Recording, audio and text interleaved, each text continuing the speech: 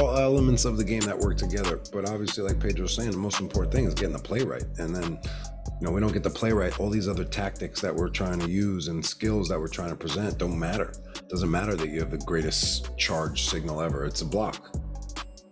It doesn't matter that you have an amazing hit and hold and you're super athletic. You can't talk to coaches. You don't know how to communicate to coaches.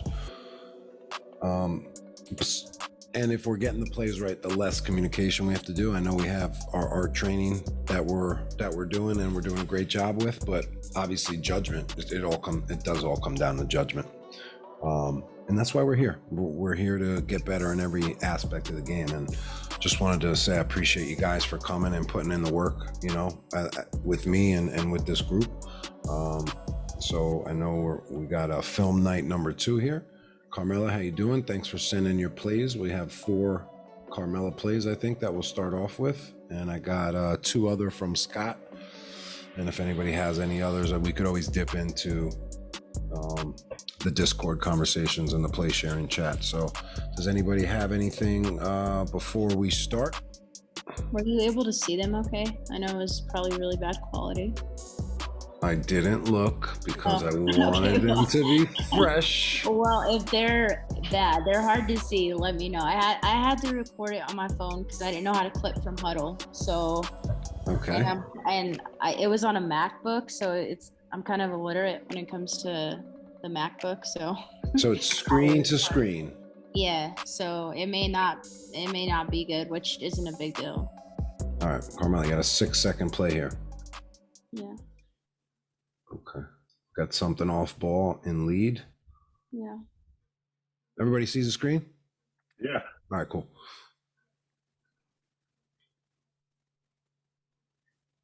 All right, take us through it. So I'm the lead, obviously. This was a double whistle we had, and I had taken it because I just had the screen going on, and then the center also took it, because it could have been his primary. But my question is, whose call would it be? Because I had the screener, but then I see that the kid is being held. Yeah, there's a couple things going on there. Yeah, so he sets the screen, and then, the kid curls off of it, but he's being held by blue. Can you guys see the arrow? Yeah. So the foul's going to be on him, right, Carmela? Yes, sir. Okay, so he's going to be holding. Mm-hmm. So this is B2. B2 is going to be holding A2. Got a lot of action too, because the screen makes the play a little bit louder as well, but the hold clearly happens before. It's a really good get. Now, remember, the lead is responsible for all secondary defenders in the paint. So this is your defender. However, on holds like in the back, sometimes you may be stacked for that. Okay. So, the C's got to be able to help out. But you had a good look here. You were able to see right through that point of contact, right? Yeah. It's just so this is your primary defender. But again, I feel like this is, a teamwork kind of play, because you may not pick that up. Your eyes may have gone somewhere else on that play. Let's say the drive, came to you one extra step, and then you're picking up the drive. You took your eyes off, and then you take your eyes off here.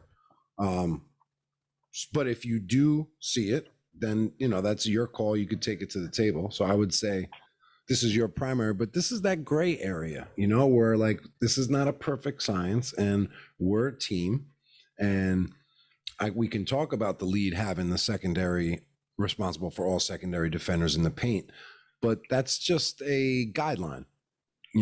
That's not something that's 100% on every single play you're ever going to see. Now, you may still have the primary, but that doesn't mean you have the best look or the best angle. And I think, so this is a double whistle. Mm-hmm. Probably common in high school to have a double whistle on here. It seemed like you guys had it at the same exact time. What else do you have to add on to this play? Nothing. I was just wondering, because it was a gray area, and the fact we had a double whistle, I didn't know who's necessarily primary that would be, because I mean, I was watching the screener, and then I was watching Blue as well. Because after the Would screen, you? yeah. I would just say, Paul, do you agree that maybe that's one that you have a patient whistle and you wait to see if the C gets it, and if not, then come in? Okay, and then on that screen, like at the last second, it kind of looks like he, I don't know, moves his hip. Why?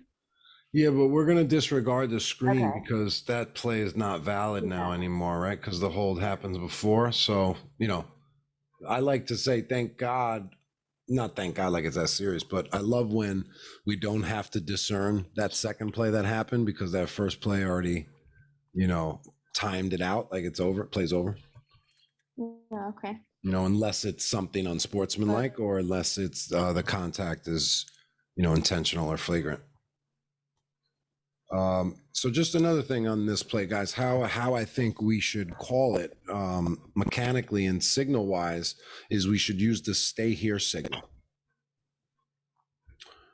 So where'd you guys go?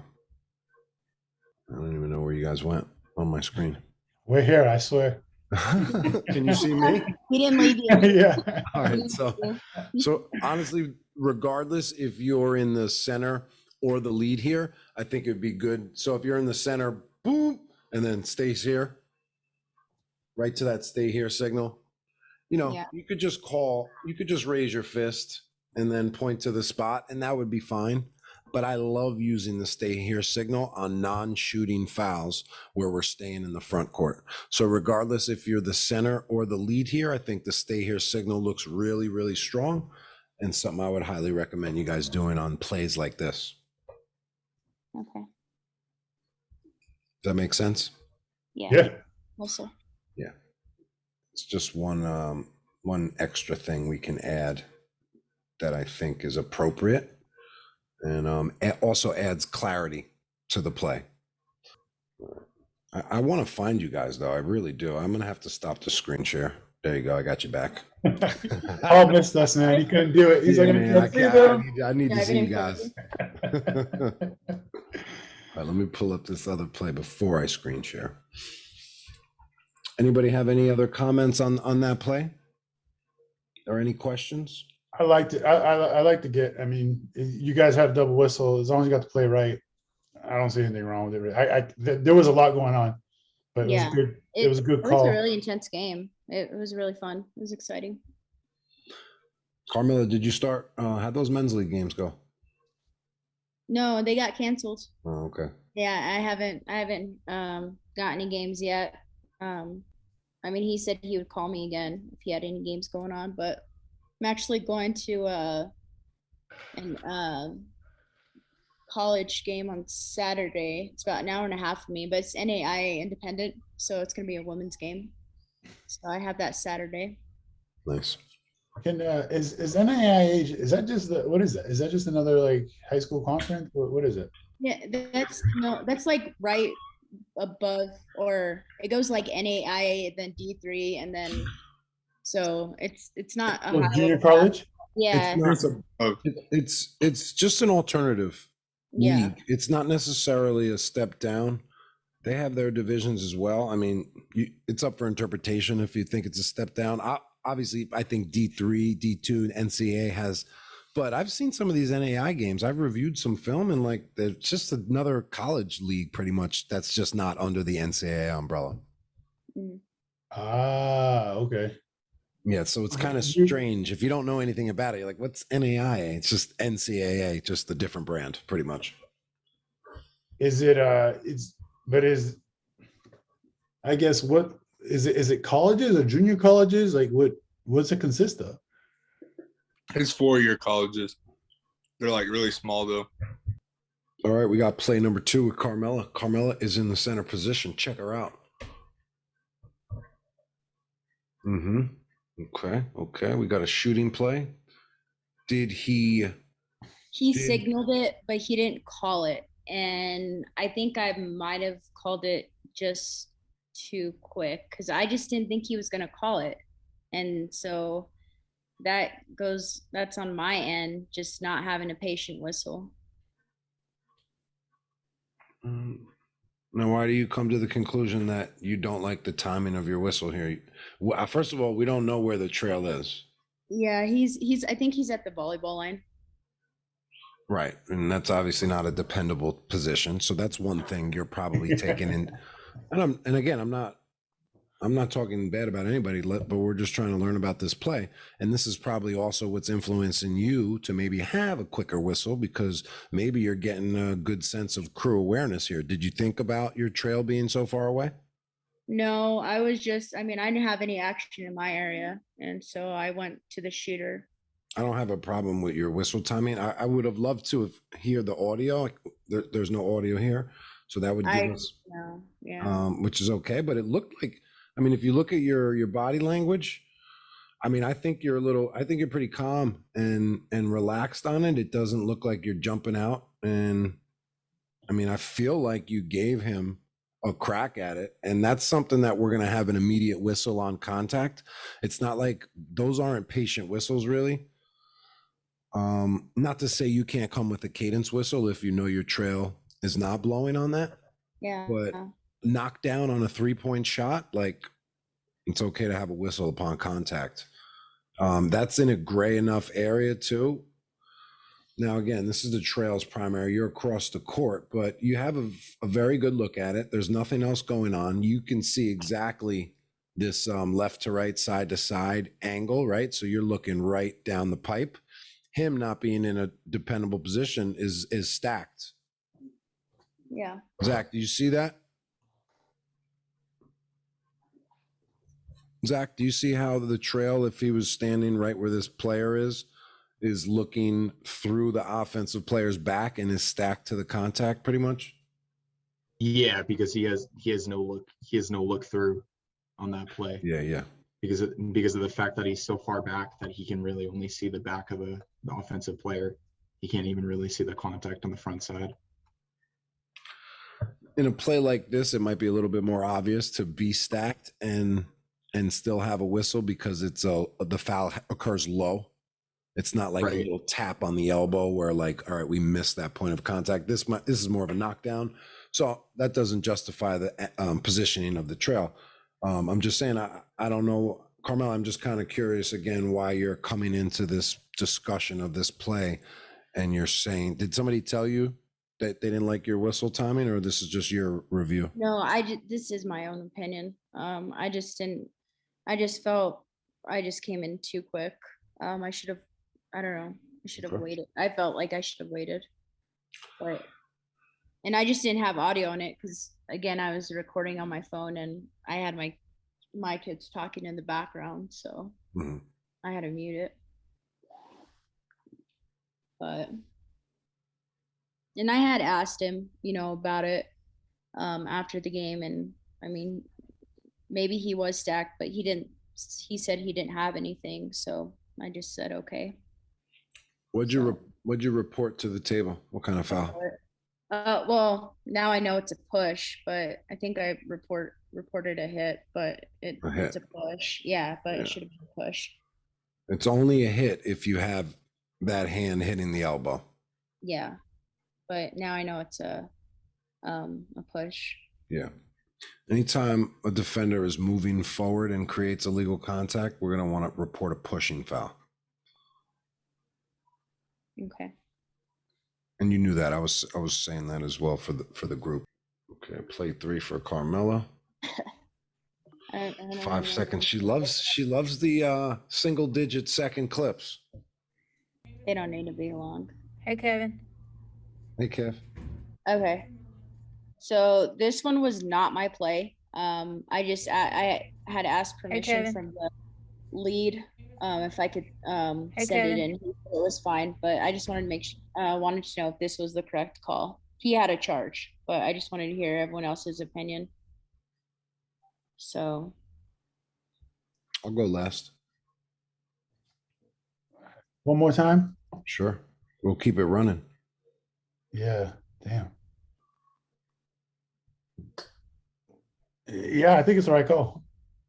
He steps in like last second. He had position and then he steps into it right there. Boom. What do you mean? Who had position? Who are you referring to? Give Until more the shine. defender, he was okay, and then he steps right in front of it. I want you to, when you're explaining plays, get more detailed with position. Like, let's add a detail to that. I know you mean legal, but let's say it, Right. 'cause Okay. it'll So you're help when saying you're he explaining. was in legal guarding position, and then when he steps into the contact. So I think right there, like that little sidestep, I think that's when he becomes illegal, and it's a blocking. Oh, well, he called a Block. charge. Blocking or charge? I'm calling blocking, Okay. but he's calling charge, huh? Yeah, he called a charge. Okay, yeah, I would say blocking. I got blocked too. He got his head and shoulders past the defender. And that's what I was looking at too, about the offense, about his shoulders, whether they were past him or not. Brian, don't apply the NBA rule though to necessarily this. This is play. this is in the NFHS. This is rule 4.11.4.7. What is it? All right, tell me about where it says about getting the head and shoulders past. It says Article 2, a player who is moving with the ball is required to stop or change direction to avoid. Let me see where it is. Here, it's Article B. Here you go. If a guard has obtained a legal guarding position, the player with the ball shall get his/her head and shoulders past the torso of the defensive player. If contact occurs on the torso of the defensive player, the dribbler is responsible for the contact. Yeah. I've been reading this. You don't know I read every rule book. Let's rewind that. And that's good. I'm glad that you have the rule book out.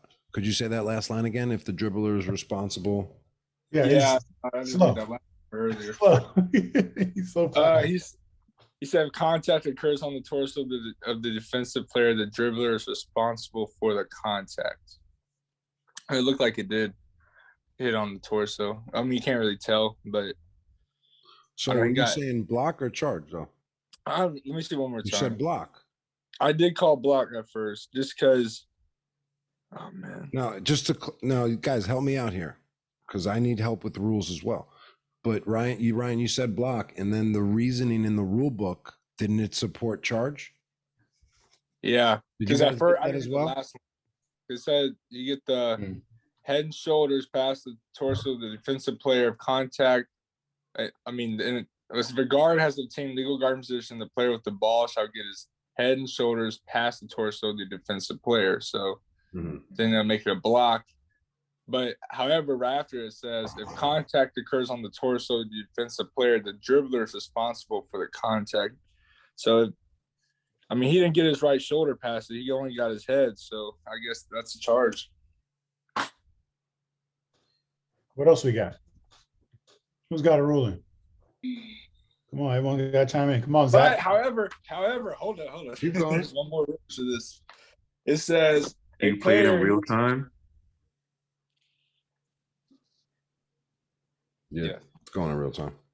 It says a player who is moving with the ball is required to stop or change direction to avoid contact if the defensive player has obtained legal guarding position in his/her path. Is the defender legal here? Yes, right here. Legal. Everybody agreed legal guarding position is established here, obviously. Yep. Right. And again, it's, film doesn't lie, but it does lie, because we need a better angle here to actually see what that right to left movement is. We're kind of stacked to really see the distance in between like the players. And so my point is, from this angle, we can't be 1,000%. We don't know exactly what happened, exactly where it occurred. So we do our best to discern it, to apply these plays if it happens in our game. That's good right there. Pause. Oh. But we don't know where this right shoulder is contacting, right? Do you see what I'm saying? We're stacked. Yeah. We don't know if that's grazing his right shoulder or if that's dead center in his chest. We're not sure. I think this really shows why Leeds should. I know the NBA says this, but Leeds should get the first crack at place to the basket, just because they get better angles like this. High school didn't say that, but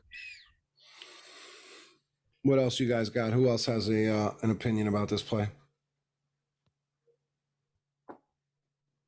Come on, don't be shy, guys. Come on, give me a ruling. This is all good and fun and learning. I mean, from the angle I can see, I would definitely say charge. I mean, it doesn't, the view is kind of a little stacked, but I would say that the offensive player, he doesn't really get his head and shoulders past the defensive player. The defensive player was initially in legal guarding position.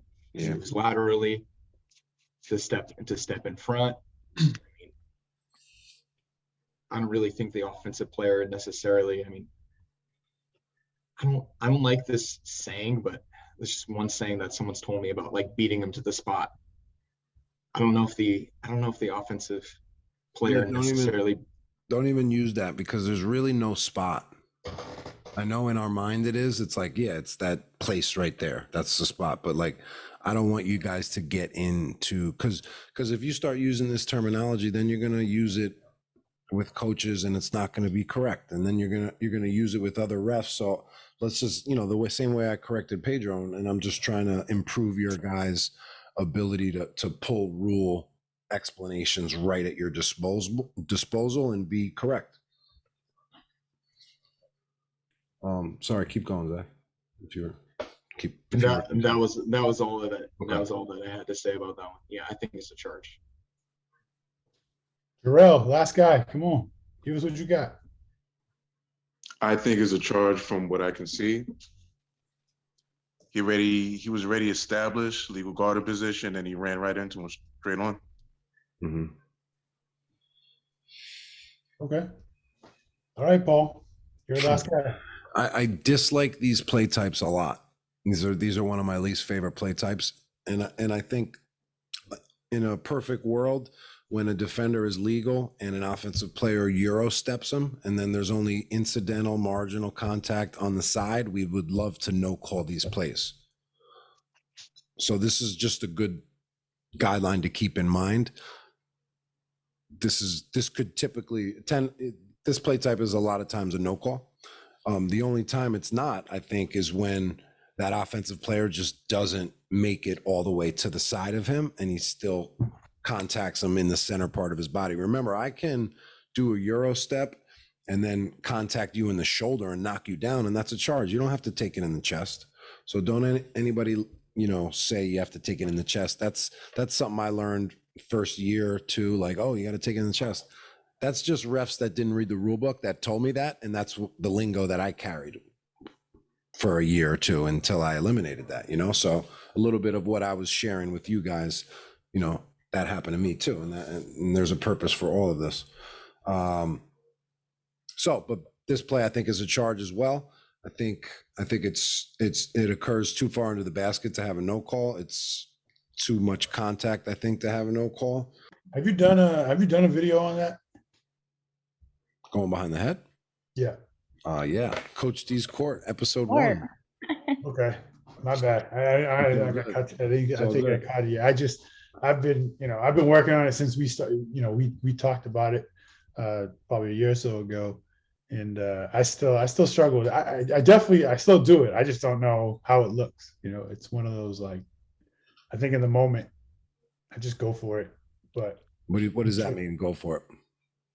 I just do it. You know what I mean? I'm just like, whoop, and then I send it. Okay. But I just, as far as how it looks, I've worked on it, and I've had some partners say, yeah, it looks good. I mean, nobody, I don't think a lot of people like it. So let's say it's not really popular. Let's take a second to look at it, because I know you've missed the last few signal schools. So let's just get a glimpse while we're here. Okay. Let me see it. Offense. One more time. Just for you, Ryan. Even though you're not on camera, what's up, man? You in the gym hiding? Offense. It looks cleaner than what I've seen. Just make sure we snap that point too. I like kind of your tempo with it. It was nice and relaxed, but finish it with that end pop to complete the action. Yeah, I found myself sometimes in the moment, some reason lean forward. I don't know why, like just kind of. Yes, wasn't that part of the feedback I had for you? You were hunched over a few times.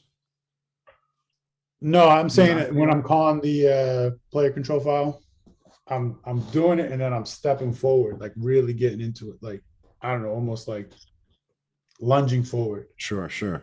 I don't know. It depends, like on the call, and I don't know. I guess how into it I am at the moment. But The lunge I is think- cool. Just don't make sure you reduce your height that much. Make sure you're tall. Well, you're 6'2". 6 feet.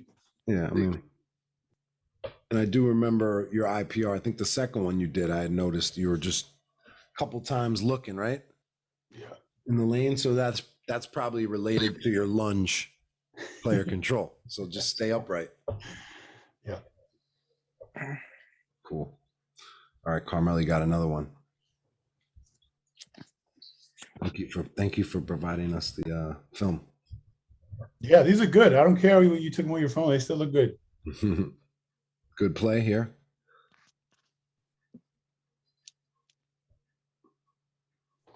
Okay. Whose play is this?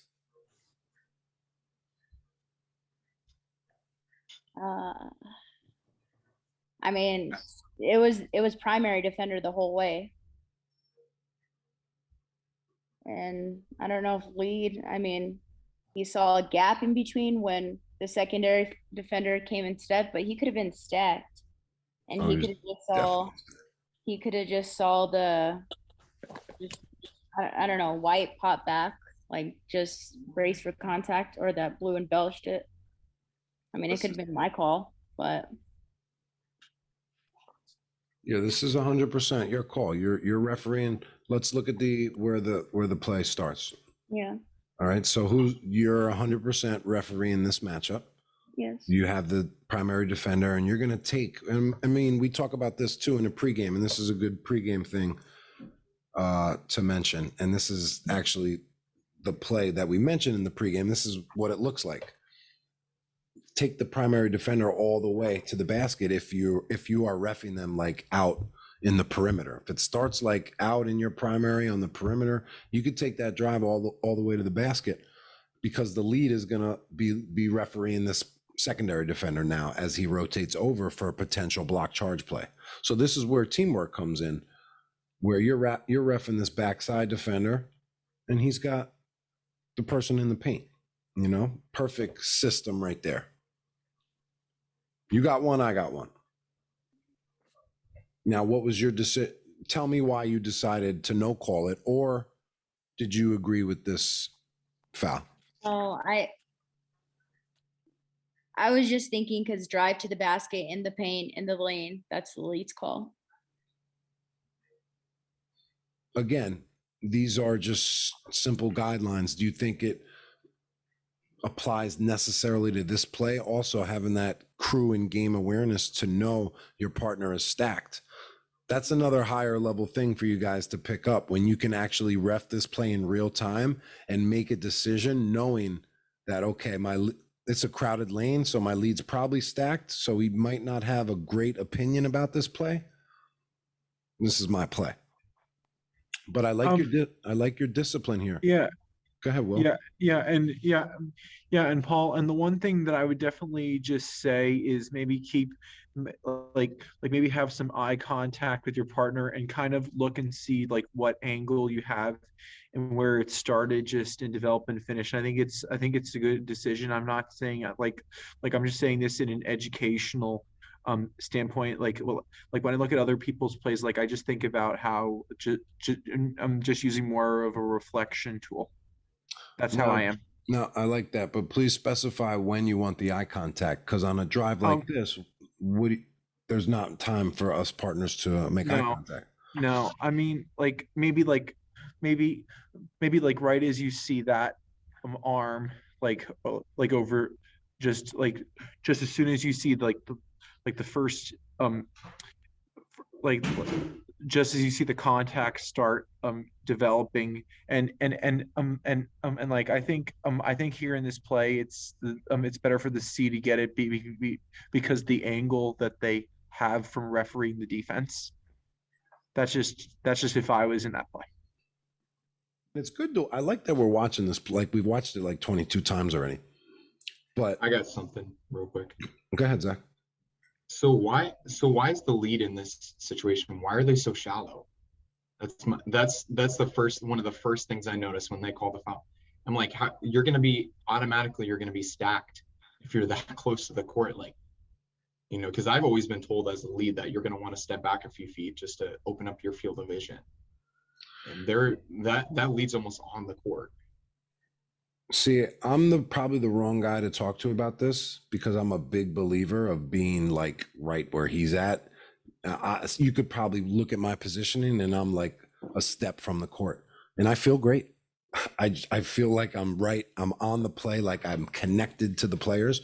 So I don't necessarily have, now again, Zach, to clarify, you got to position adjust, whether that's you're adjusting your depth or you're moving to the side. Like you have to have the best angle to see the point of contact. So I'm a big believer of that.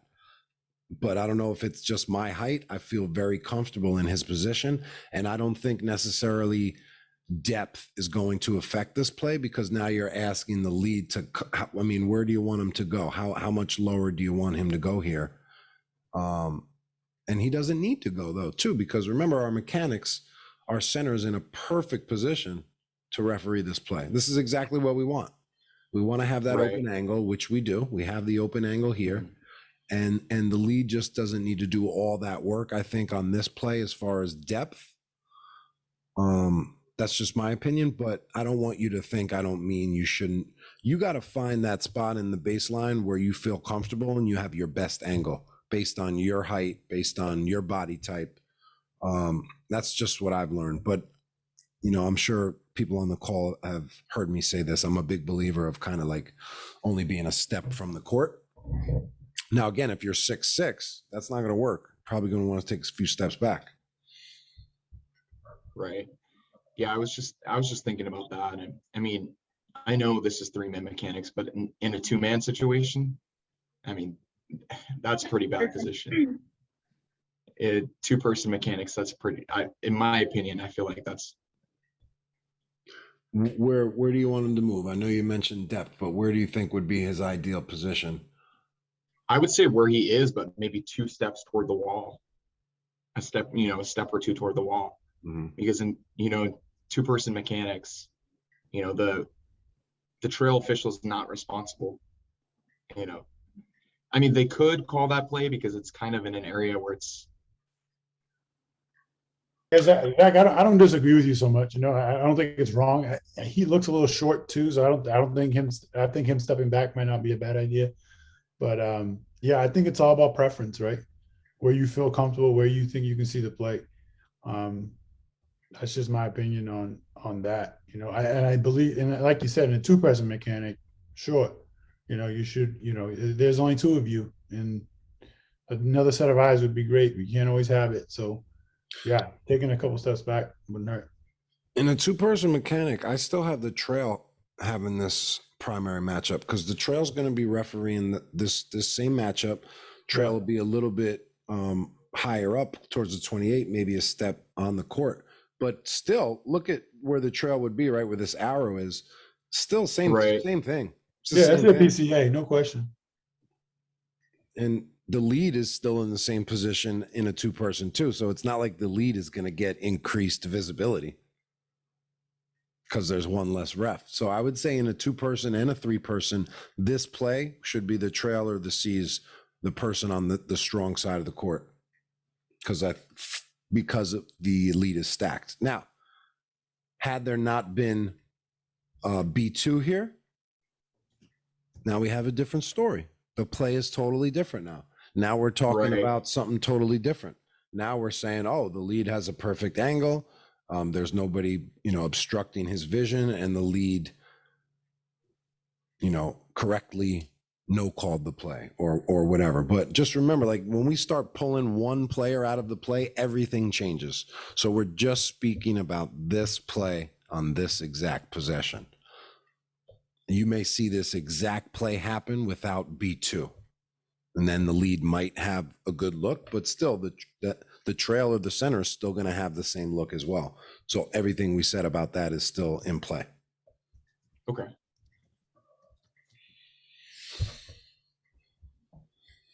Anybody have any questions so far? Anybody have any other points they want to add to anything else that we talked about? No, I like Carmelo's no call. Carmelo, would you had a call otherwise? No, no, I mean, I probably wouldn't have called it, but I mean, like I said, I let it go because I was just, my mindset was, you know, drive to the paint, it's in the lane, let the lead have first crack. So that was my mindset of that. Even though it was primary defender, I was just thinking once it gets in the lane, that the lead should have it. Yeah, I mean, I guess. I mean, I don't know. Paul, what do you think about that? Well, remember, in a 3-person game, we're going to split the court in half too. So the center does have primary coverage area. If you look at the 3-person diagram, you're going to see the paint split in half. Now, another layer to that is the fact that the lead does have all secondary defenders in the paint. So we could be talking about the lead having primary in the center's primary, right on the chart. So it gets a little confusing, and that's just this gray area. But I don't want you to necessarily go into every play thinking, oh, the ball's in the lane, not my call. You know, you got to be aggressive there. And I like you being patient and you wanting, you know, but you got to draw the line between patience and your time to step up. And that's really what reffing comes down to. You know, is one thing I'm trying to really instill in everybody is having that poise and having that patience. But then when it's go time, boom, that's my whistle. I'm coming to get this, you know, and not have that passive approach just because you think, you know, oh, the ball's in the lane, it's got to be the lead's call. I'm going to stay out of the way. You know, I want you to get your hands dirty too. And you showed us a few plays where you were in that secondary spot. And I think back to your 3-point play, I think that was a great get by you. And I don't have a problem necessarily with your timing. I think we said that. And I liked your no call here. Does everybody else have a no call on that play? Offensive initiating contact. Defender is legal, jumps straight up or kind of jumps with them, but nothing illegal there. Yeah, this whole time I was just going through the rule book trying to find something on this. But the best I could get, it was nothing. They don't specify this play or like where the offensive player, because they're going in the same path, but he's behind them. And then next you know, because it says the dribbler shall not charge into or contact an opponent in the dribbler's path, nor attempt to dribble between two opponents, yada, yada. And they said, unless the space is such as to provide a reasonable chance for him/her to go through without contact, you know, it's just much of nothing. So I don't know. I don't really like these plays. I'd rather have a no call or offensive call. What do you think? Is that what you're? Yeah, no call. We like no call. Yeah. Yeah. Whose plays are these, Paul? This is Scott Hamby. He had a few games tonight. He said he might be able to make it late, but he's such a great partner. He gave us his plays. So I guess we should, I'll text him in the mentor chat or let him know what our feedback was or send him this video. That'd probably be better. Yeah. Save you some work. All right. We got a 32-second clip.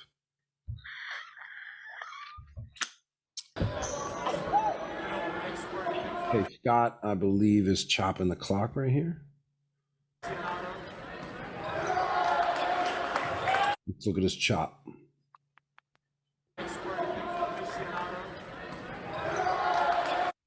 You know, I'm a fan of the high chop. High chop. Yeah. Keep it up. You know, that looks, it's just a very, does everybody agree this is kind of just a high school look that, it's something very simple. It's an aspect of the game that's not that relevant, but it is because we're, you know, connoisseurs of the craft. So we're studying every little detail and it's all connected and it all matters and it all plays out. The more things we can learn, the more things we could do, the more things we could perfect and present at a high level, just the farther we're going to go. That's why we break down every little thing. So I don't know. I kind of like it. okay. I like the little bend to it, the little flavor to it. I respect it. I do it sometimes. I have a different chop every time I chop it in, actually. Why don't you Funny just pick thing. one great one and do that great one every time? I think different scenarios and different spots tend to have different chops. How many different chops can you present? You have 30 different chops? Yep. Ah. Yeah. What do we do it here? We differentiating the chops? This kid is Oh my unbelievable. gosh. Gotta love your nephew, man. I know. We're working with him. He's experiment. I like that you're experimenting. Sorry, I keep cutting this Scott off. Yeah. I like that you're experimenting, Ryan, but I don't know if we should have 40 chops. I mean, practice as much as you want, but eventually we're going to get you to one place where it's the same chop with subtle variations. Okay, let's call it that. Yeah, that's what it is. Variation, subtle variations. Okay. Oh, Mm. These are weird plays directionally when like we're calling a charge on one end, but we're going the other way. Like that punch signal was, which way are we going here? All right. Second quarter. right. I don't know which direction we're going. They're I think black is in the front court. Okay, Yeah. so black. All right, good. Or- Thank you. front court. I needed to get oriented for a second. You're worried about Ryan's chopping. Okay, great. What was the foul? It was a push off. Push, yeah. That's the player who's Guy cutting. down line there. It's Yeah. it's hard to tell because we're blocked by white. Let's see. Yeah, This look player at- who's out of bounds right now is going to push Yeah. Absolutely. B2. Yeah. Now, Okay. this is a tough play too because I don't like the way it originates. Players are running out of bounds. So these are quick whistles here. So let's take a look at how we get to that push. So he's out of bounds. Okay. We don't know how he got there. We don't know if it was intentional or his momentum took him. I think he was trying to avoid the defender, get around him. Yeah, White looks like he It's almost like he's, I don't know, not was good. allowing him to get to the spot. Yeah, good DB right there. Pushing him out of bounds. You can see the defender kind of nudges him, maybe not enough to call a foul here. Mm-hmm. But I mean, I think I like the decision. And I think he just got mad he didn't get that call, so he. Yeah, it was a retaliation. Uh-huh. Now, if B2, creates illegal contact, it's a grab, or if that little chuck was enough, we gotta kill that play right away. Especially because it's like out of bounds. It's an ugly play we want to kill if possible.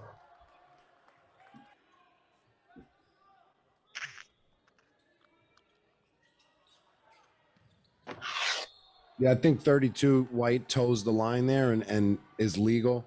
Doesn't really do anything. Kind of runs alongside of him to keep him out of bounds, and then A2 just gets frustrated and pushes through him. Yeah. So let's look at mechanics now. What could we have done better? It'd be a team control foul right here. So I don't know. This is a year ago. I don't know if this is recent or not.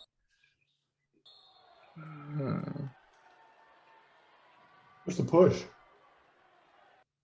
How you No, gonna it'd present be it? a team control foul. Yeah, Because- it would be. So we're going behind the head. First thing we got to do is stop Yep. the clock. Can't get Well, jumped. in this case, he can do the punch. I think if this was last year, No, let's just speak for today. Doesn't matter Okay. what the new. We're talking about you guys, your games tomorrow. So the punch is unacceptable. I'm pausing for a second. I'm coming out strong with this whistle just because it happened so fast. boop, boop, boop, take 1 or 2 steps, and then we're pointing, but keeping my eyes on the players right there. So fist, delayed fist, boop, boop, boop, boop, into a strong behind the head team control / player control foul.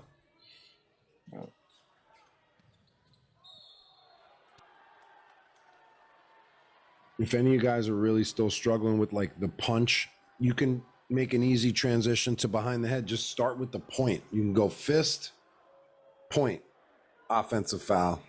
And then at the table, you can present the behind the head, or even right after on the spot, you can go behind the head. It doesn't look great, but just we want to get the punch out of there. And I don't know, you might have some success retraining your muscle memory if you transition from fist to point. It might help you then just add the behind the head signal. Anybody struggling with that transition? Zach, I know you've only been doing it a year, so this probably, does this feel new? Is this a different signal for you? Did you work last year with the punch? We did not. I did not really see any officials using the punch. Everybody was Last behind the year. head? Pretty much, yeah. Is that the signal you use? Yeah, that's the signal that I use. But I'm a little confused. Is this really like a team controller or a player controller, or is this a pushing foul? Anybody else want to answer that? So by rule, once the player or once the thrower is handed the ball, they obtain team control. And so right when the A1 pushes off right here, that's a team control foul. Now, if it was the white doing it, then it would be a push because he's on defense. It's a yes and no question, Zach, to be honest with you, because the player control, team control supersedes everything else. That's the call, but the physical act is a push. So we're not going to clarify it, but yes, you're correct. It's a push. He got pushed, but the way we're going to report the foul is it's a team control. So we're going team behind control. The head. So technically we're not reporting a push. But you're right for thinking it's a push. I don't want you to get confused with, remember, we have a push. We have a push that can be a player control foul. We have a hold that could be a player control foul, right? If I'm dribbling and I hold your arm and pull it, that's a player control foul, but I grabbed you. I held you. Right. So you are you clear on that? Yeah, I get that. Yeah. I think another important thing is just for that is we're not shooting free throws if we're in the bonus. Correct. Yeah. Let's look at one more time. Trail, let's just look at the trail position. And again, I won't share this video. I'll probably share the audio. The trail's going to want to get more sideline oriented in a 3-person, a little too far out on the court here, and make sure we're working that 28-foot line. So if I draw a straight line, this arrow, and you could see he's still a little high up. So we should be, what's up? Sorry. No, do you think he's narrow because of how everyone is on that side? That's got nothing to do with him though. But I don't know if he's helping out with, like, literally everyone is bunched up like that, if he's going to help with the call. And then as you see the play goes, he's backing up. Yeah, I mean, he's just really not. He's not helping out with this call. This is the center's players. All of these players are the center, except he can help out here with player 10. Might be able to help out with player 5, but his position adjustment up here isn't helping out because he's position adjusting in order to see these players. These players aren't his. So he should just be in the dependable position, like the rule book says, 28-foot mark right here.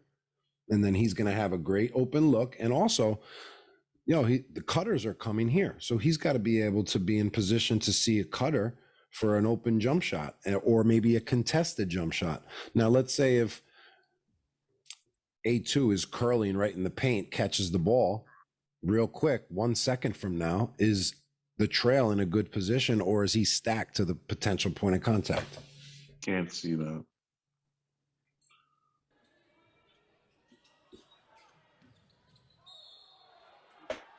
So,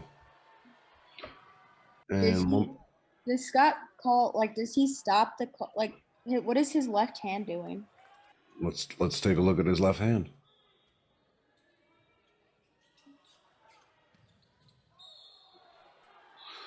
Another reason why he was thrown off, and this is a hard play just because mechanically speaking, we're counting, right? Everybody follow me. We're counting. So we have two hands we're using. Now we have a play where we have to stop the count, call the foul, present another signal. So there's a lot to go in the sequence. That's why he might have been a little sped up here and did a little awkward movement with his left arm because he was transitioning, because he was using both arms. So that's why you just got to slow down. How would you slow yourself down right here? What are some cues or stuff you would do? Like physically, mentally? Yeah, I mean, like I've done it once. I don't know if I do, like, for example, let's say we have a play like this, and you go maybe multiple whistles to slow you down, or how would you? I'm a big time tweeter. I kind of took that from you. And back to the rule book, you know, them wanting only one strong blast is garbage. Okay, I mean, that's a tip I've gotten a lot at camps, is to give yourself that second whistle just to even process what just happened. You know, it doesn't hurt. That's just old school jargon. Most of the time, we're going to use one strong blast. We got it. Yep. This is for that 5% of times where you need a boop, boop, boop, boop, boop, boop, boop, boop block, because it's the biggest play of the game and you're not selling. See, I don't sell my calls, but I will say that the only time where that comes out or where I'm trying to grab the attention is with the whistle. Do, do, do, do, do, do, do. I'm getting everybody's attention. I don't need to do it with my hands. So it's boop, boop, boop, boop, boop, boop, block. Or on this play, for instance, Ryan, back to your question, it's just a normal hand count. We have a foul, boop, boop, boop, boop, boop, boop, offense. And that boop up here is, okay, A2 is now pushing B2. I'm no longer counting, so my open hand is now going fist. So I need that extra second to say boop up, player control foul. I just need that time. So just all it is 1 second. It's not a lot of time. It's going to feel like a lot of time, but if you add 1 second just to this play, you're going to see it clearly. It's going to be, everything's going to happen in a sequence. Boom, boom, boom. And that is boom, doo-doo, doo-doo, boom. That's it. Instead of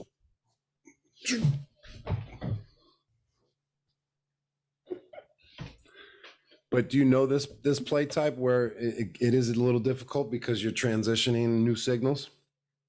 Yeah. Yeah. And it's a really good thing to talk about too. And most of the feedback comes down to patience in everything, especially play calling and especially signaling.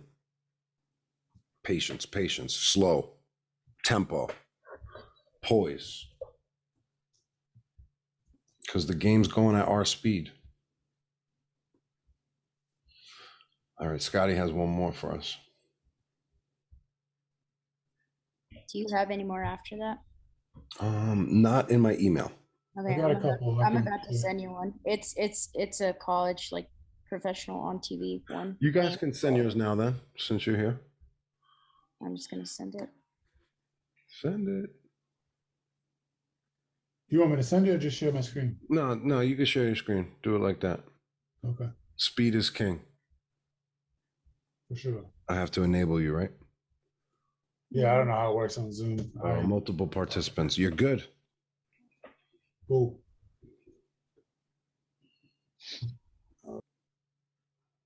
This is another one of Carmela's plays when she was in the Elite Eight.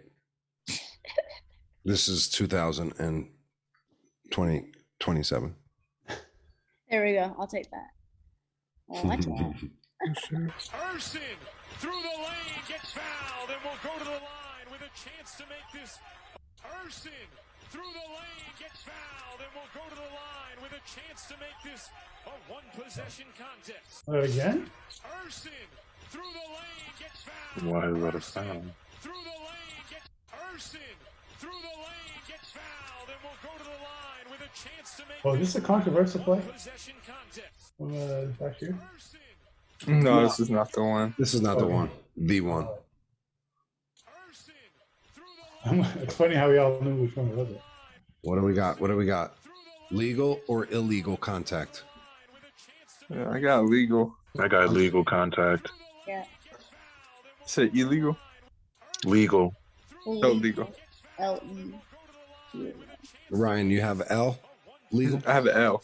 L. You got an L. Yeah, I mean, this is straight up verticality. I mean, there's not not too much to discuss. I mean, we are no calling this play 100 times. I mean, I think the lead did a good job. He's on his back foot. He's good position right here. I just don't know. I mean, he may have had a different angle. No. I don't know if the hands. Yeah, that's what I was thinking about. Maybe she came down. I just can't tell. Happened so fast. I mean, again, It was in legal guiding we- position. I don't know if the hands had, if he was looking at the hand for the point of contact. but I don't know if he's calling it a hit. I think he might just be calling like a jumping forward or A to B movement She would jump straight in the air. because the arms are straight up. Right. You know, like we can't do a better job of this. So yeah, I have legal contact. Or what about the girl on the other side? I feel like she turned around, making contact. I think that's. I don't know. Let's see who he's calling on. I would think He called it on 3. He only did one hand when he presented. But the other girl literally was turned around backwards. Look at her. I don't know if we saw his full presentation. Okay, put his hand up. 3 could be right, but he could have been one of those older guys that goes, oh no, he's not going to go 3 and then that. If it was 1, he would go. So yeah, I think he called it on 3. I think you're right. So yeah, I mean, this is no call Paul Central right here. Oh, Paul. Like it. Yep.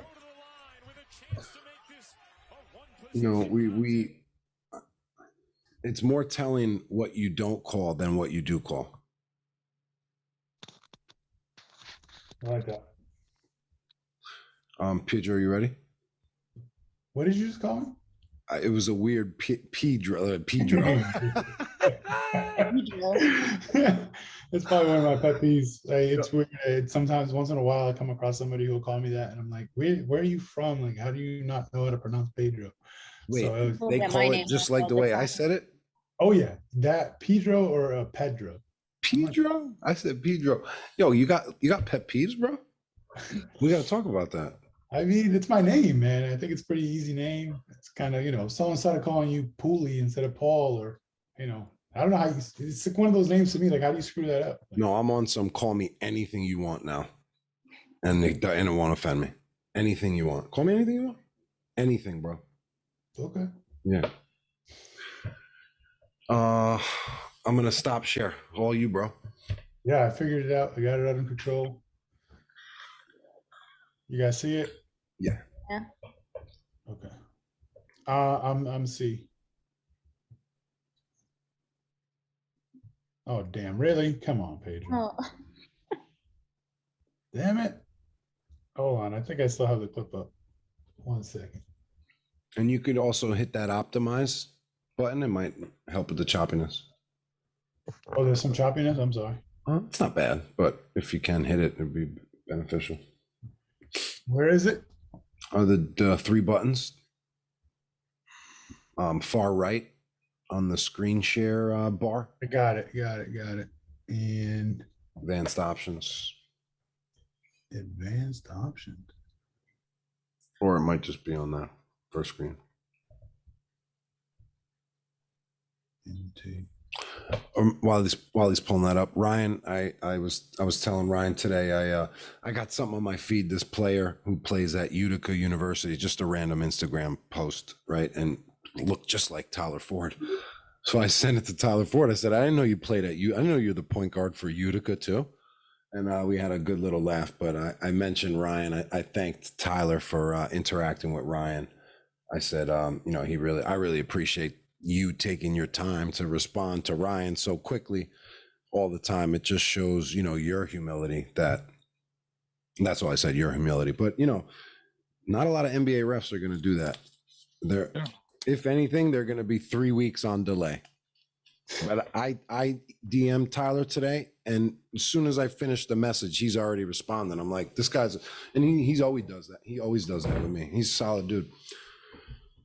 Yeah, he I think he's in Dallas today. Actually, I was hoping he had tickets to the Rockets game tonight, but he wasn't officiating, so I didn't go. It's good you follow him around. I love it. I check the chart every day, see where everybody's at. I'm still not seeing that advanced video you're talking about. All right, no worries. Just let it There's rock. Paul, I thought I screen recorded some plays from Rogers' game of the Elite Eight a few years back, and there's some great plays in there. I just don't know where they were. I sent them to Zach, but Pedro, do I? Oh, I can control your screen too. Oh. Do optimize video. Oh, never mind. Just let it play. We're good.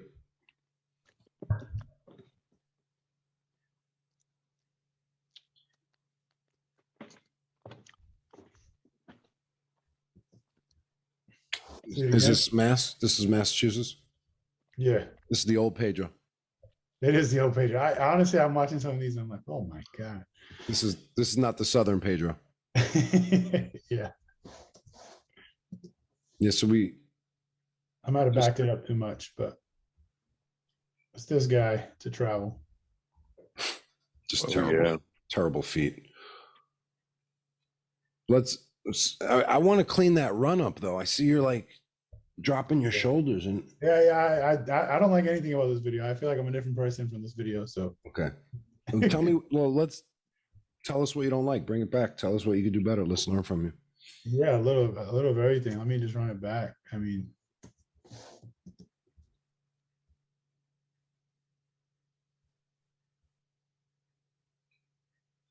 I don't like my head shake, the little run after. I'm honestly running funny, to be honest. Yeah, it's a funny run. Yeah, I'm not a fan of it. But everyone got to travel. Everyone see the travel. Oh, absolutely. Terrible feet. It's almost obnoxious that he thinks he could spin that way.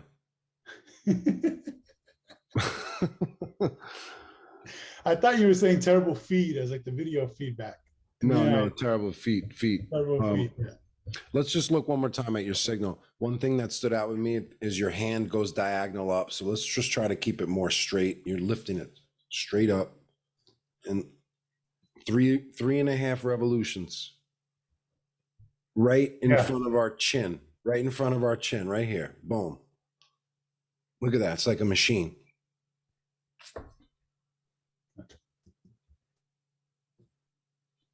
We got another one, but I don't know if I can pull it up. One sec.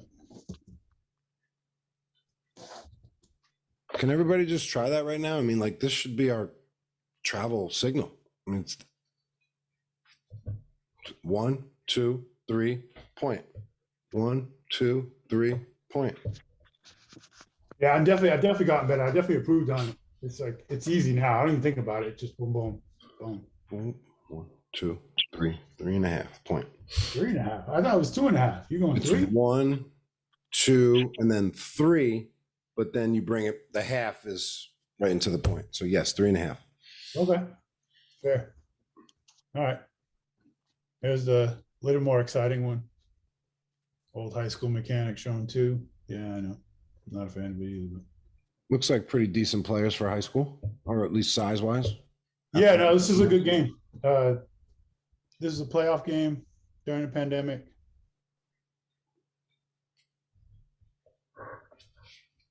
I still don't like my even my stop the clocks out. Yeah. Bringing it in.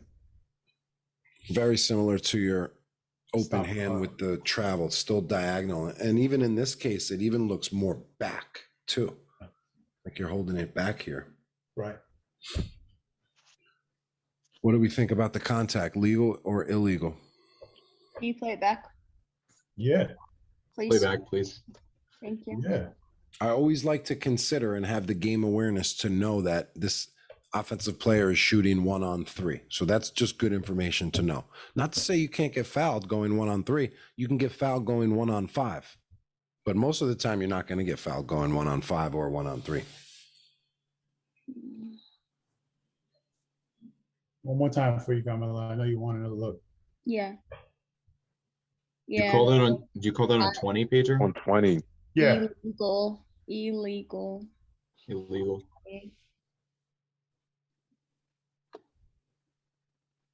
like I feel like he didn't even try to stop himself. The more I look at it, like he purposely just jumped into him. Who, 20 or 4? 20. Where is the illegal contact? Right. Boom, right The there. body right there. Do you get it? On the shoulder.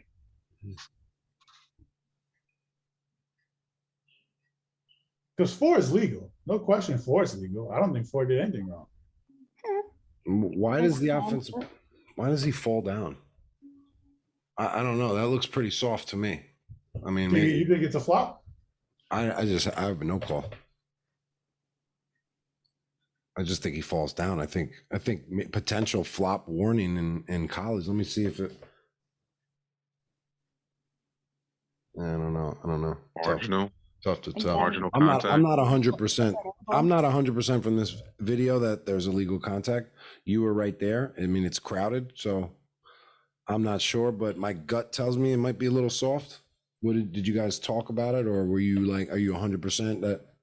Oh, yeah. What'd you think? I mean, I still feel good about the call now, but yeah. Okay. No, it wasn't talked about. I mean, it was I don't think I had, I had a bad no call on this game, but I don't think I have the game notes to go with it. Yeah, maybe if I find it in the meantime, but yeah, it's pretty bad no call. It was one of those where something happened. The defender ends up kicking the ball, but at the time I didn't see it that way, and it didn't end up costing them the game, but still it was one of those, like, when I went back and looked at it on tape, I was like, oh man. Yeah.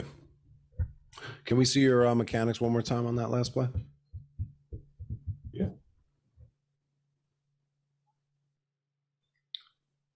Are we going to chop the number of shots on the spot this year? Or are you going to keep doing it? What do you think? No.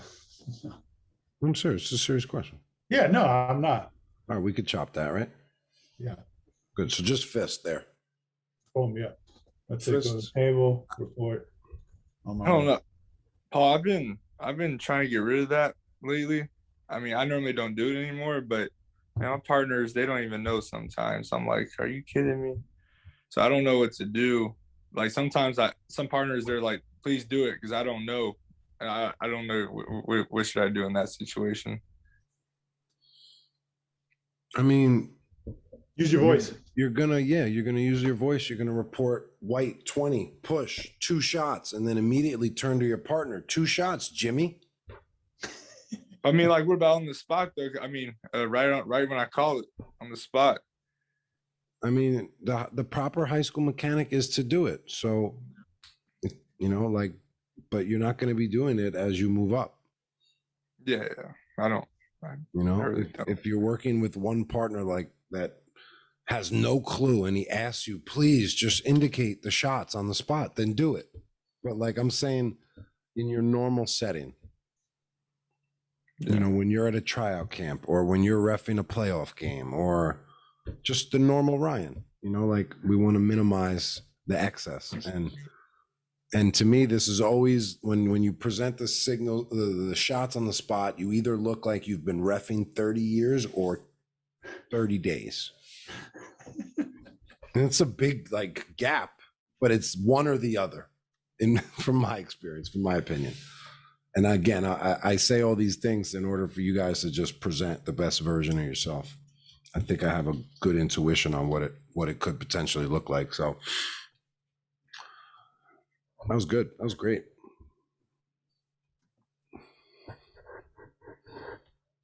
Great stuff, guys.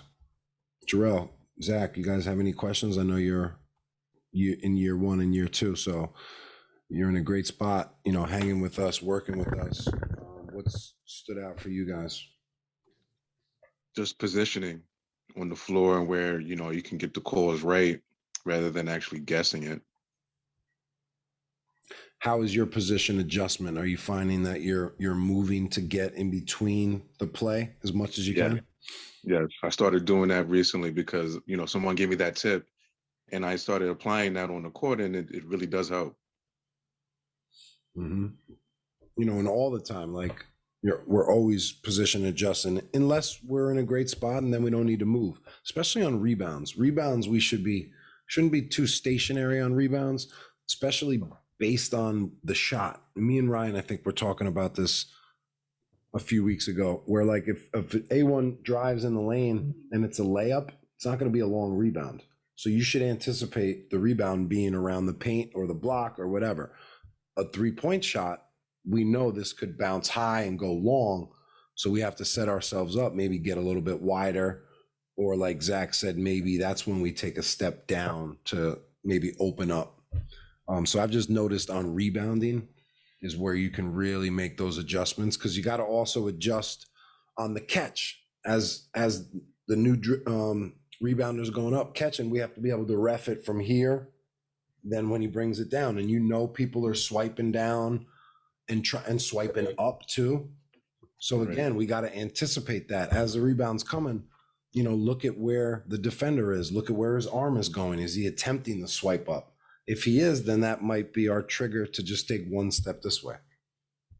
This is all feel for the game stuff, you know, feel for the game, feel for the moment, feel for the players, where they going, what they doing. I remember, we were talking about that, and then I think one thing I said was in basketball camp when I was younger, they said to, like, you want to be a selfish basketball player, like for rebounding, hustle plays like that. And so like anticipate like where the ball is going to go. Do you like watch film? Like if you see a long 3-point shot, you either know it's going to go far the other way or far back to you, or he's going to make it. I mean, it's probably 20% of the time you think it kind of stays right there if it just dies on the rim. Is that about right? And the same thing with layups. I don't know. That's just something I think of when someone goes up for a shot. Right, you just sent me a play. Can you screen share real quick? Oh, I was just showing my mechanics. Oh, okay. No, I know, but we have other people here. They probably want to see it too. Okay, yeah. Let me can I I'm I almost like it. I like it. Looking sharper. I saw it right away. did you am I screen sharing right now or No, Yeah, screen share. No, we can't see her yet. you can't see anything. Can't see you. oh there you go. 2, 1. All right, can y'all see it now? Yeah. There we go. Right. You gotta find a mentor with your body type. Can you zoom in? Zoom in on You that. know what? Baby, Yeah. call it. Can y'all see that better? Yeah. There you go. There you go. You gotta find a mentor with your body I wasn't wearing the lanyard right here. And copy them again. You know what? Baby, call it.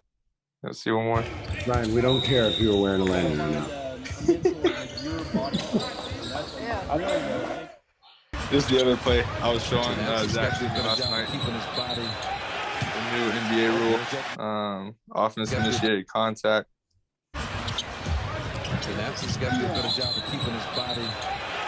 Okay, I like it. That happened to me in a men's league, and the ref called it on me. Going to allow offensive players to do this unnatural You movements, get a tech? backing rear. Hey, Did you get a tech, Going to Pedro? allow offensive players to not do that time. this unnatural I movements, was pissed. backing. It was like end of game scenario. I'm like, really?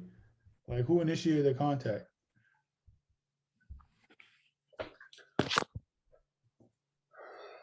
Yeah, I tend to not have too many opinions on NBA plays, but I like that new rule. I like it. I 'Cause feel that- like what would you call in the high school? That's what me and Zach were talking about earlier. I think we were both saying offensive foul if that happens. I think that's the right call. I don't know if that's what they want you to call, but I think that's the right call. That's what I was looking for earlier because it said something about, I know on screen plays, in the book it says the person behind is responsible for the contact, but it had nothing with people who are dribbling the ball or have the ball in possession with them. So I don't, that's why I was trying to figure out. Maybe it's a question for Al. You know what? We talked about this in the college meeting, and they clarified that this is still a foul in the defense.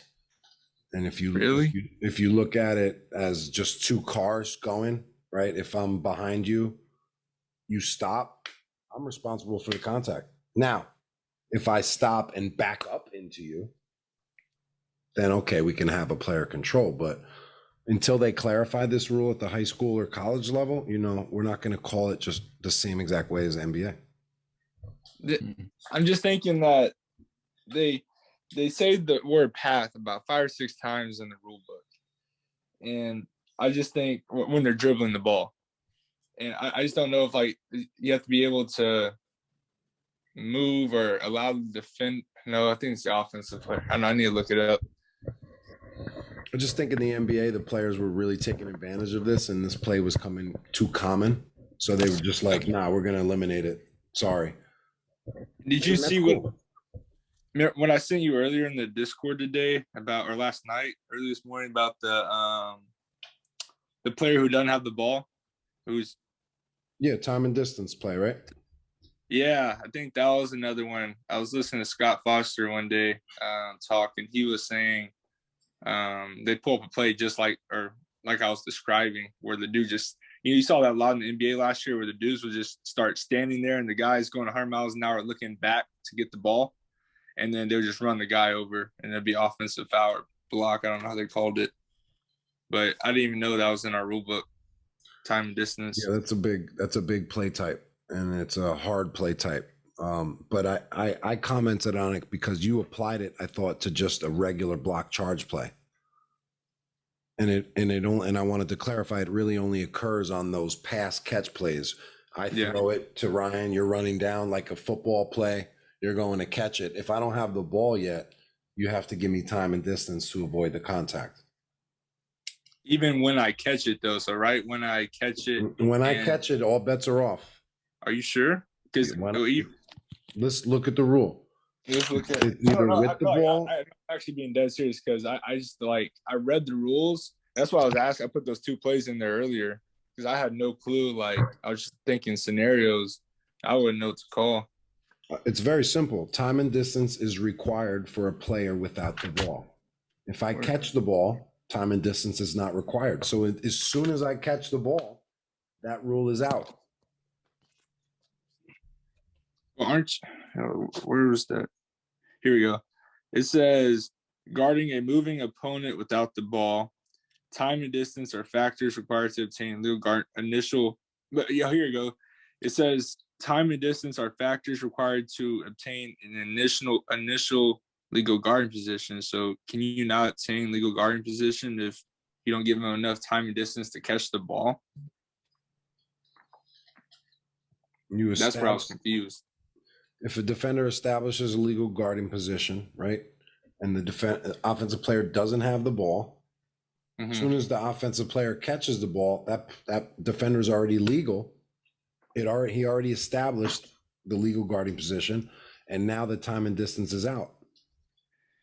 But if he's running with his head looking back for the ball the whole time, and then the dude just right when the guy catches it, and he just boom right there takes one step, and that's it. Also look about what you just said. A player is running and he's not even looking where he's going. He's not entitled to just run without looking and run into people. Yeah. So we take that into consideration too. I mean, and that's why these plays we have a heightened sense of awareness on, because we can almost anticipate there's going to be a big block or big crash. And I think I sent this play out a few years ago. It was a very popular play. It got a lot of comments on it. It was exactly what we're talking about. Very difficult plays. That's why this rule is paramount, that we know it and we're able to deploy it in real time. And that's what you're asking yourself. Did A1 catch the ball? Does A1 have the ball, or is the ball still in the air? Time and distance is required then. Yeah. Yeah, those are tough. Hopefully I don't get one. But you know, everything trickles down from the league, so we're gonna see it. Well, I predicted the player control signal for high school. Yeah. I mean, even though that was always a thing, it was just nobody really acknowledged it. Yeah, it's funny. A lot of people in over the summer are really struggling with the idea and what it was. And like, what? So play control, offensive call, like just like not being able to wrap the concept of like it's the same call behind the head. Makes it easier. I mean, honestly, I don't mind it now. I mean, I did like the punch, but it is what it is. I got to play here, Paul. If you want me to share, I'm putting myself out there. As you should. Yeah, no, absolutely. I think it's I'm gonna share a lot of my clips this year. Trust me, especially with the private group. We could look at my film all day long. Yeah, no, this is pretty. I think this would be good for the new people, and especially as we were talking about positioning. This is just really bad on my part, so I'm gonna go ahead and play. This is the play I was talking about earlier. It happens pretty quickly after this. I could probably back it up a little bit as I was screen sharing pretty terribly, or recording. But here we go.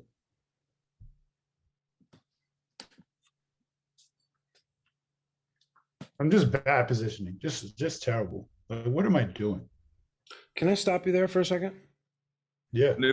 I'm gonna get all mindset on you guys. It's just something I've been thinking about. These are just big facts. If you're not nice to yourself all the time, you're simply not going to be nice to everybody else all the time. So for you to say, "Oh, I'm terrible," that's terrible. You're going to go say that about somebody else. No, I'm being critical of myself, I think. I mean, I'm not saying you're going to say it to their face, but like you're going to have those thoughts. Like my point is, and this gets back to, you can't love anybody else unless you love yourself. We were all taught that very early on, and all these other character traits apply to that as well. That's why I've been really focused on changing the way I'm critiquing myself and changing simple words around. Instead of saying, "This is so annoying when this happens," "I hate it when this happens," just making simple adjustments. So that's what I got for you guys. Try it out. No, I think you're right. I don't disagree with you at all. I guess I'm more upset with myself.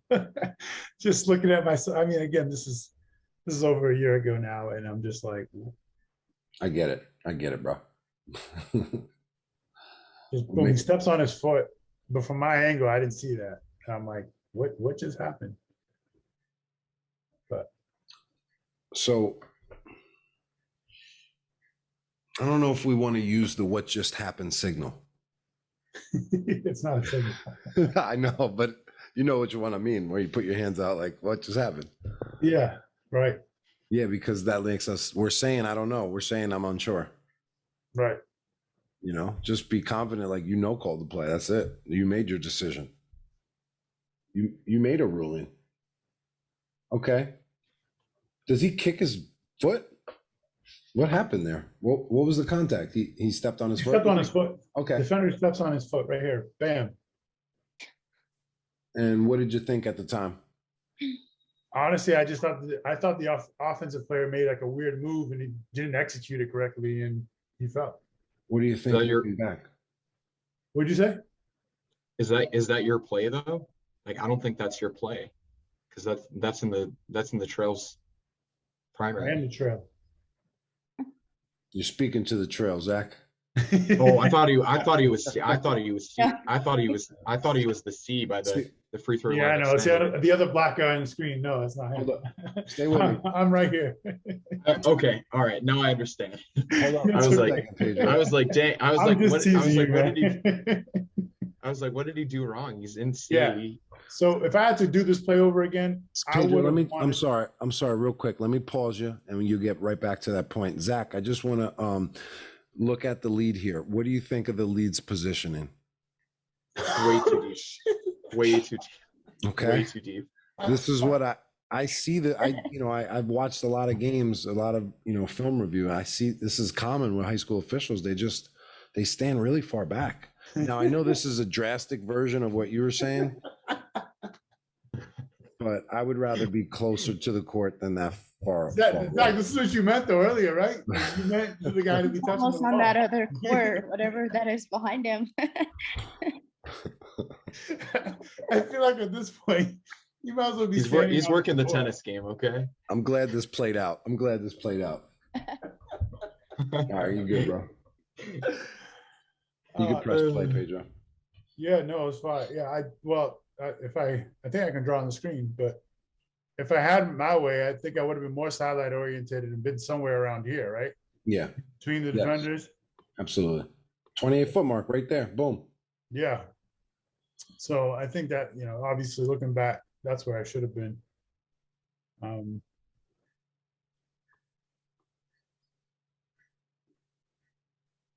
Oh God, I gotta remove that. So now you're kind of in a weird spot, position adjusting as they start to dribble and Right, I should have moved down more, right? Right. I should have definitely moved down. Well, you're in pursuit down now, but now you're kind of having a ref to play while you're moving. Yeah, and I'm behind it, you know what I mean? Like I don't have a good angle.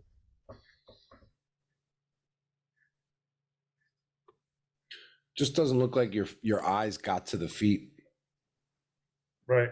which just wasn't maybe quick enough, Does everybody agree that's a foul?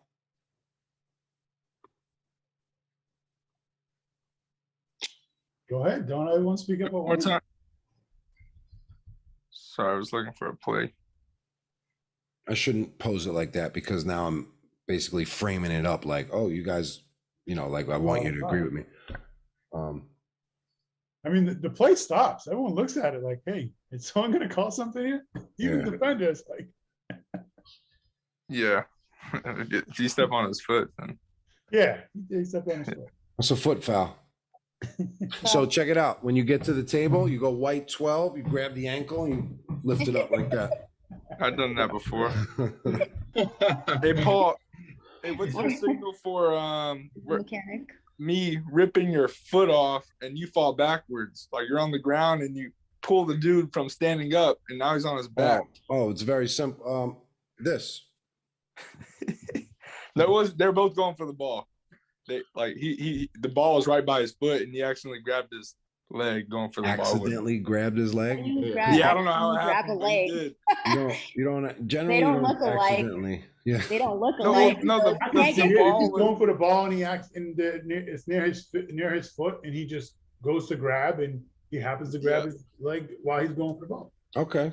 Or his hand. Yeah, his hand barely clipped possible. him. Sure. Yeah. Sure, I it's mean- possible.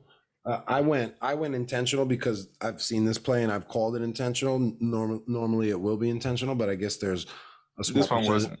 There's a small percentage of the time it'll be accidental or just just regular illegal contact, common foul.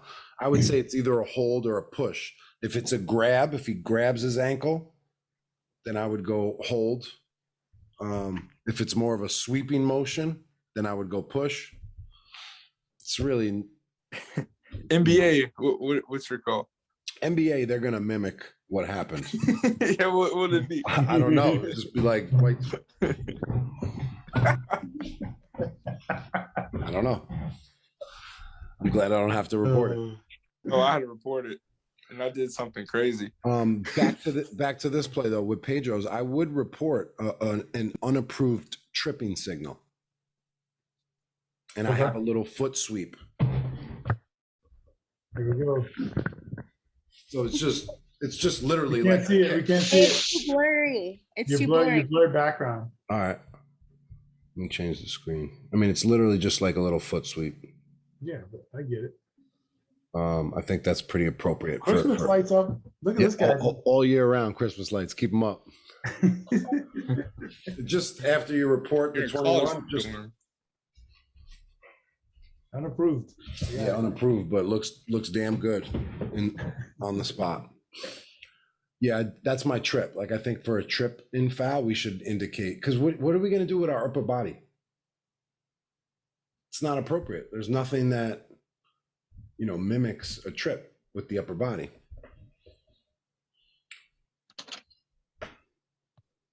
Pedro, I just sent you Coach D's Court episode 1. It's going to give you a lot of different visuals on how to present the foul based on where you are on the court. You know, like I focused on 6 different positions where we call a charge.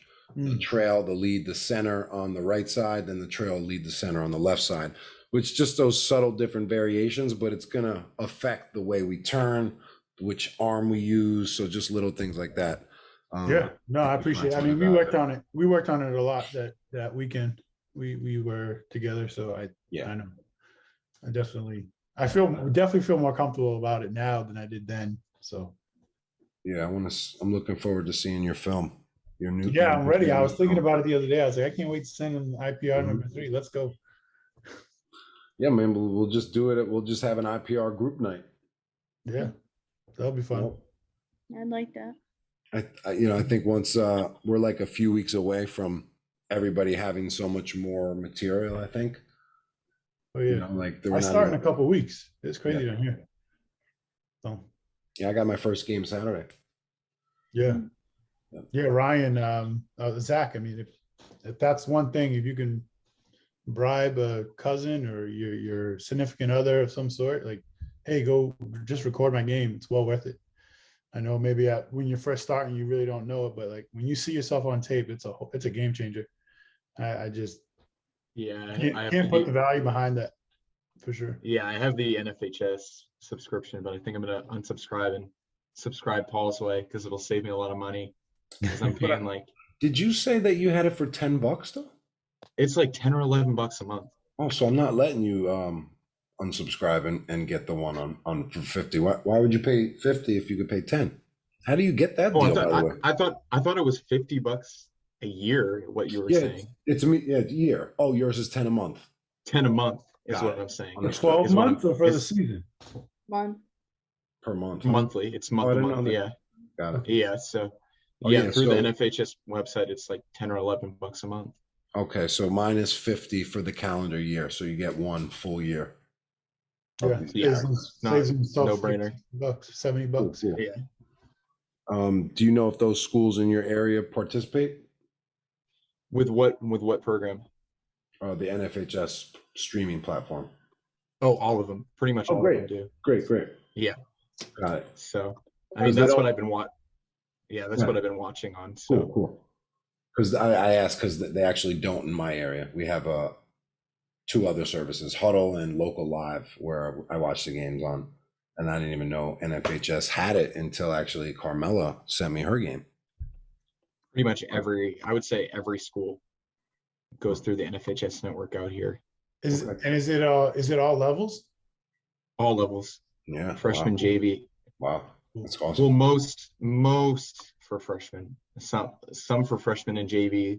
Some schools will have their own like live broadcast that's like through their Facebook page or another platform. But I would say probably 95% of the schools are through the NFHS. NFHS is smart for developing this product. They're getting on the streaming wave, which is smart. Yeah, I think the pandemic forced a lot of people to pivot in that manner. They didn't really have a choice, Mm-hmm. Yeah, I need new film. I mean, I'm looking at I was trying to find some film to share, and I'm like, man, I don't even want to share this. This is like from last season, from COVID season. I'm like, this is awful. No, you gotta share it. You gotta share it. I think Zach, honestly, like I think it's great, like to put yourself in a position where obviously you're vulnerable, but at the same time, you can self-reflect and be like, yeah, that was bad. I didn't look good. And I know right now I'm better than I was in that particular moment. So I think that's what you can take away from it, is that right there. Just knowing that, hey, I've improved since then. I don't look like that anymore. Yeah, I think it's funny now that I did look like that, but I know for certain that I don't look like that anymore. So, and I can say that for most of my video now that I look at. I think it's just keep getting the reps in and keep working on your craft. Yeah, man. Great stuff. Great stuff, fam. You guys have anything else you want to discuss? Appreciate you sticking around so long. Atlanta Braves are going to win it. Just saying, Ryan. A lot of Atlanta Braves fans in this chat. Is that because of kind Oh, of like an I'm a anti-Ryan no, thing? I'm a Dodger fan. Oh my gosh. But Where do you live? New Mexico. Okay. Yeah, but Did no, not I'm a let- Dodger fan, but it was painful to watch. But I'm going for Atlanta just because I like Freeman. He's a good guy. You know what? You know what else is painful to watch? Sorry to cut you off, Carmelo. Ryan just sent me a video of his pants, and they look like bell bottoms, and I want to take a scissor and cut them. Sorry, Ryan. Ryan, you might need to screen share your bell bottoms.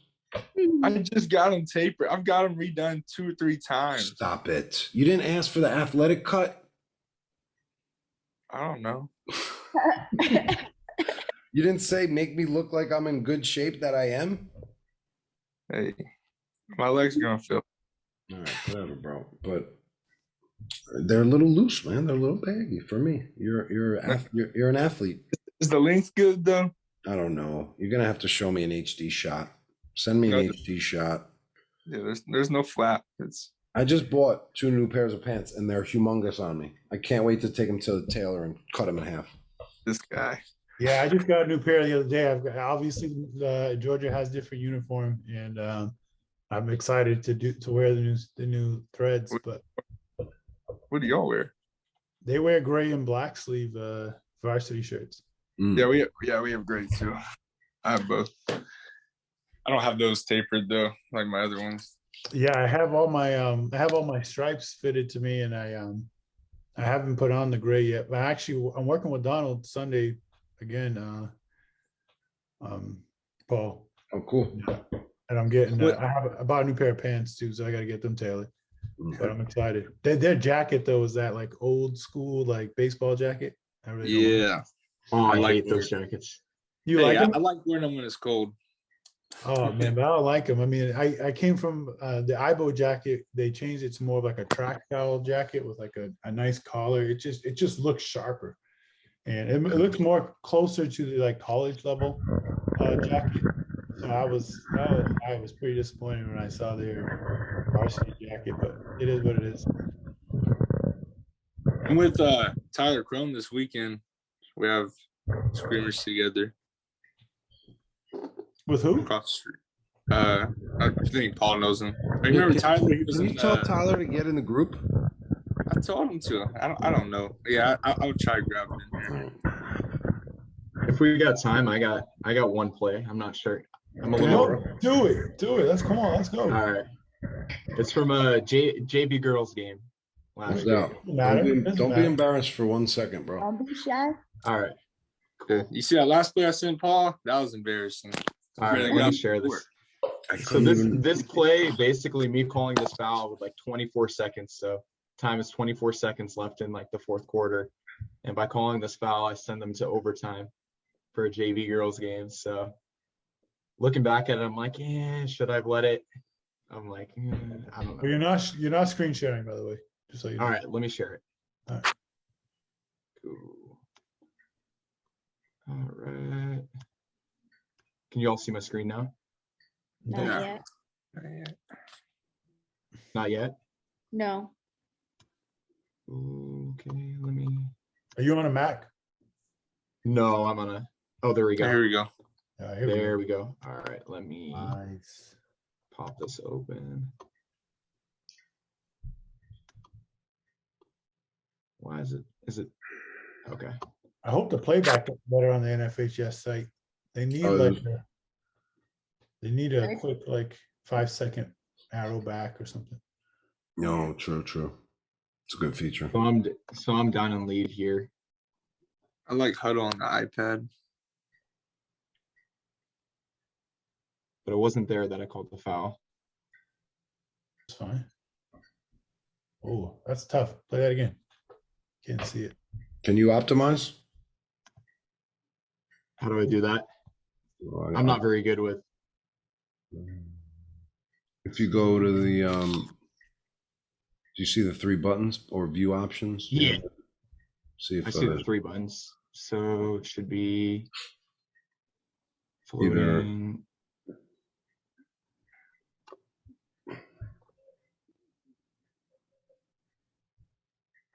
Do I have to pause the share or? No, you could hit advanced options and then optimize video clip. See, I see record reactions, video panel, share sound. All right. Yeah, I The can't. Packers are gonna win. No worries. Yeah, I can't see it. So let me go back. Yeah, that might be just like a master user setting. I didn't see it. Maybe it's not accessible on a, if I give you access, like, I don't know why I wouldn't. Yeah, you just have to play it a few times usually. That's all it is.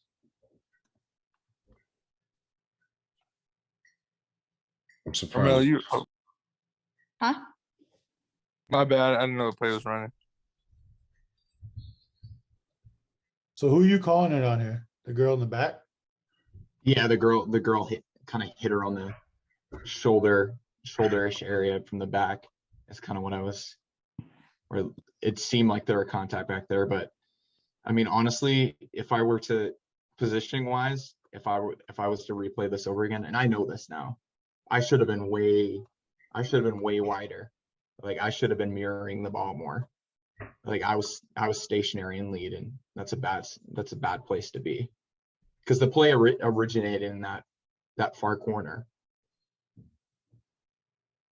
Can you Because play it then- again, Yeah, I can play it again. please? Yep. Oh, that's too far. Yeah, that's the only thing they need to work on is That's the thing I hate about the NFHS. Yeah. yeah, it's hard to rewind and stuff. It's So really hard to rewind. Yeah. that's why I think even with my play, I try to screen record it and then play it for you guys, so we didn't have to go through that. But it's definitely a feature they could use to advance on, but they probably won't, even though they'll have more money to be able to subscribe in this year. Yeah, because I should have been way wider here. Because was 21 or 22, I can't see. Was she blocking the offensive players? They were trying to dribble around, and I could have called something before then. You think you missed something prior? I think I might have missed something prior. Just when the ball handler was in that far corner there.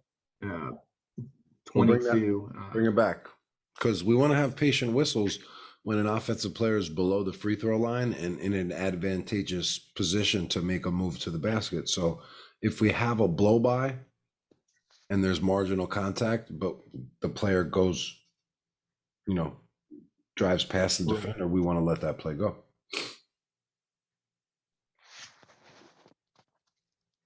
We don't want to take away the advantage for the offensive player. Okay, you're saying right there's a bump? Yeah, Up by there could the have been. 3-point line? Yeah. Got Yeah, it. there. Yeah, but she got past it, right? So I think that's a good no call. She still had Yeah. control of the ball. That's true. You know, that She did get I past feel it. I've passed on a lot of those plays where, I actually did this past weekend, and a player got mad at me, and the ref, he's like, "You guys aren't calling fouls." I was like, "Why would I call a foul when the defender you've gone past the defender and he's trying to swipe for the ball and you're going towards the basket?" I was like, "I'm not going to take away the layup. I know you have an open layup right there." And then like the secondary defender comes in and actually hits him, and then my partner is in the lead there and he calls it. But then he's still complaining and like, well, you can't have it both ways. Like you can't have the call and the foul. Right. So it's just Right. one of those situations where it's good to have a patient whistle in those scenarios, because you don't want to give up.